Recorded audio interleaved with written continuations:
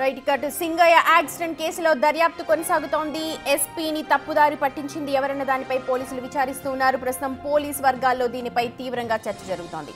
పోలీసులే వైసీపీ పార్టీకి సహకరించి ఎస్పీకి తప్పుడు సమాచారం ఇచ్చారంటూ ప్రచారం జరుగుతోంది. దీనిపై పోలీసులు అంతర్గతంగా విచారణ కొనసాగిస్తున్నారు.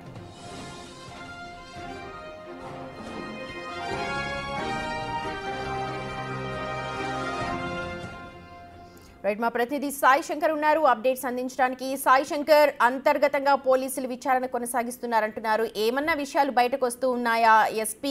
ఎస్పీని తప్పుదారి పట్టించారంటున్నారు.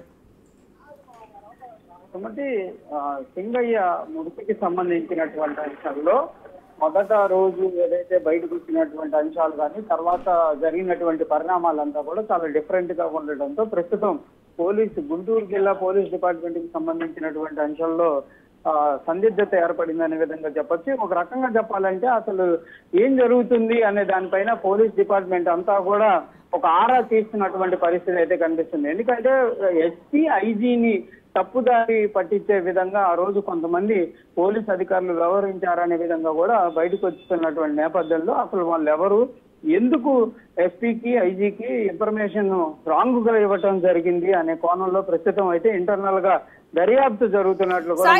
ఏ విధంగా రాంగ్ ఇన్ఫర్మేషన్ ఇచ్చారు అంటే ఎక్కడ తప్పుదారి పట్టించినట్టుగా హైలైట్ చేస్తూ ఉన్నారు? అంటే ప్రధానంగా ఆ రోజు డైరెక్ట్ గా కాన్వాయ్ ఏదైతే జగన్మోహన్ రెడ్డి ఉన్నటువంటి వాహనమే ఢీ కొట్టి సింగయ్య చనిపోతే వేరే వాహనాన్ని హైలైట్ చేయడం, ఆ వాహనానికి సంబంధించినటువంటి ఇన్ఫర్మేషన్ 0001 అనే వాహనం గుద్ది సింగయ్య చనిపోయాడంటూ కూడా ఎస్పీకి ఇన్ఫార్మ్ చేశారు.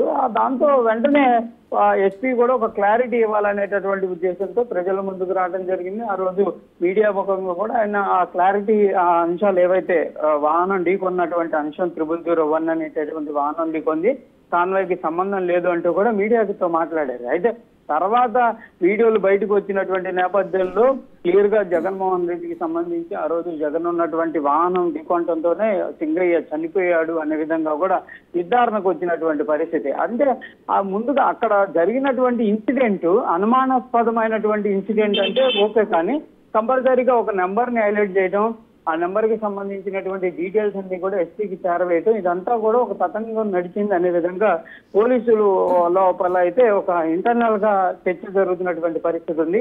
అసలు దాన్ని ఎవరు ఎస్పీ స్థాయి దాకా తీసుకెళ్లాలి అనే దానిపైన జరిగిందనే దానిపై ఒక కోణంలో ప్రస్తుతం దర్యాప్తు జరుగుతుంది. అయితే ఇక్కడ మరో అంశం కూడా తీసుకుంది. కొంతమంది వైఎస్ఆర్సీపీ పార్టీకి సంబంధించినటువంటి ముఖ్య నేతలకి పోలీసులే టచ్ లోకి వెళ్ళడం జరిగింది.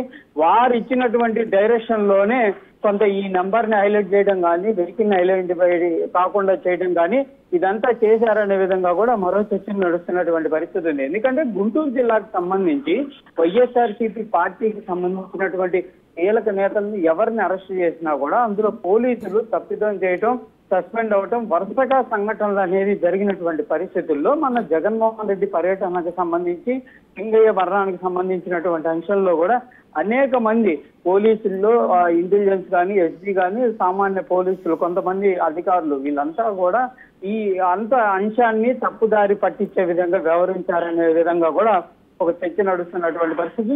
ఇదే అంశాన్ని ఎస్పీ దృష్టికి కూడా తప్పుగా తీసుకువెళ్లటంతో ఎస్పీ ఐజీ కూడా బయటకు వచ్చి తమకు ఉన్నటువంటి సోర్స్ ఎవరైతే చెప్పినటువంటి సోర్స్ ని వెంటనే ప్రకటించడంతో కొంత ఆ రోజు జరిగినటువంటి పరిణామాలు, తర్వాత ఏవైతే సాక్ష్యాలు బయటకు వచ్చినటువంటి పరిణామాలంతా కూడా మారిపోయిందనే విధంగా మాత్రం ప్రస్తుతం గుంటూరు జిల్లా పోలీసుల్లో ఒక కలకలంగా మారిందనే విధంగా చెప్పొచ్చు. చూడాలి మరి ఈ అంశానికి సంబంధించి ఎంతమంది అధికారుల పైన వేటు పడుతుందనే విధంగా కూడా ఒక రకంగా అయితే అధికారులందరిలో కానీ, సిబ్బందిలో కానీ ఒక టెన్షన్ వాతావరణం కనిపిస్తున్నటువంటి పరిస్థితులు అయితే కనిపిస్తుంది. రైట్ సాయి శంకర్, మొత్తానికి సింగయ్య యాక్సిడెంట్ కేసులో ఎస్పీని తప్పుదారి పట్టించారు అన్న ఇన్ఫర్మేషన్ అందుతోంది. కొంతమంది పోలీసులే వైసీపీ పార్టీ నేతలతో టచ్ లో ఉన్నారు అన్న దానిపై ఇప్పుడు అంతర్గతంగా విచారణ జరుపుతూ ఉన్నారు. మరి పోలీసులు ఎవరు టచ్ లో ఉన్నారు, ఎవరిపై